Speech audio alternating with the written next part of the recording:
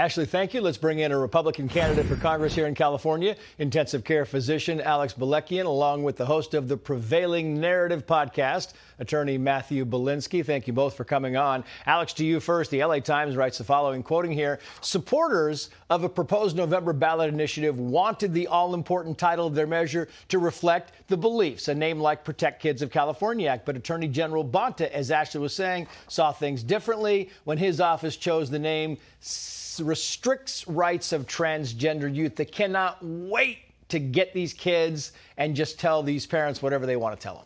I mean, it's really the Attorney General who's restricting the rights. Patients have rights to informed decision-making. And right. Minor children, when their parents, their decision-making parents are shut out, that restricts their medical rights. They also have a right to access standard of care. Gender-affirming care has been shown to be experimental, not evidence-based. And if you commit them to experimental care, you further restrict their rights as patients. Yeah, it really is. It's kind of stunning. So the big story came up today. We're reading about this. And we're like, OK, well, let's talk about it tonight. It's kind of interesting. We got the 911 call, so we're going to talk about it. This is at a Planet Fitness, right? A gym.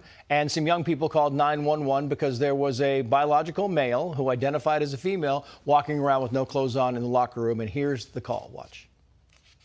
This is not an emergency. It's just me and my friends. We're all, not minors, but we were just flashed by a man in the bathroom, and my parents told me to call and report it. Okay. All right. And is that man still there? Yeah, he's still in the bathroom. It's a man, but he says he identifies as a woman, and he won't leave the restroom. But he's just walking around showing us his and he won't leave. Yeah. And he just keeps walking around. I mean, the whole concept here is, I know it's California, but it's what? Your thoughts? Well, even beyond California, Planet Fitness has made no bones about it. They believe in gender self-identification. They stood by a clearly biological male with male genitalia that was found in the women's locker room recently, and under a lot of scrutiny stated their policy that they believe that that person had the right to be there. So if you are going to stand by a policy and a logical construct of gender self-identification, who's to say this is an inevitability? You're going to have males, clearly biological males with male genitalia, ending up in a female locker room or flashing people in these types of incidents. Yeah, I mean, that's exactly what's going to happen is you're going to have these kinds of issues if the state says, yep, it's totally fine. Meantime, Rita Patel is her name. Everybody knows what she looks like now because she went for the Bakersfield City Council, and she said the following. Watch. So regardless of whether you elect people into office, they'll backstab you, they'll let you die. And for that reason, you guys want to criminalize us with metal detectors?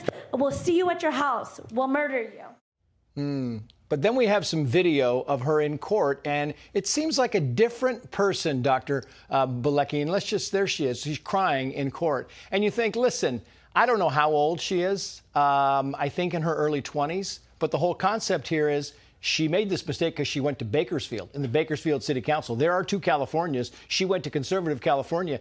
She's in a little bit of trouble.